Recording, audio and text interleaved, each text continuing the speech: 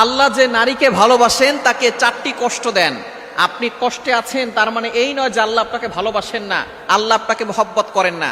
আপনি কষ্টে আছেন, এটা হচ্ছে আল্লাহ আপনাকে ভালোবাসেন, এটা বোঝার অন্যতম একটি লক্ষণ। আপনি কষ্ট থাকলেই বুঝবেন যে আল্লাহ তাআলা হয়তো আপনার গুনাহ মাফ করাচ্ছেন, অথবা আল্লাহ পাক রব্বুল আলামিন আপনার মর্যাদা বৃদ্ধি করে দিচ্ছেন। সুতরাং নারীদের জীবনে যদি এই চারটি কষ্ট থাকে তাহলে বুঝে নিবেন যে আল্লাহ পাক রব্বুল আলামিন আপনাকে ভালোবাসেন, আপনাকে মহব্বত করেন, এবং এই কষ্ট দিয়ে আল্লাহ পাক রব্বুল আলামিন আপনার মর্যাদা বৃদ্ধি করে মৃত্যুর সাথে সাথে আপনাকে জান্নাত দিতে চাচ্ছেন। নাম্বার ওয়ান, এক নাম্বার হচ্ছে মানুষের অন্যায় সমালোচনা। আপনি কোনো কাজ করেন না কিন্তু মানুষ আপনাকে মিথ্যা অপবাদ দিচ্ছে, আপনাকে মানুষ গালিগালাজ করছে, মানুষ আপনাকে অপবাদ দিয়ে আপনাকে হেয় প্রতিপন্ন করছে, ক্রিটিসাইজ করছে।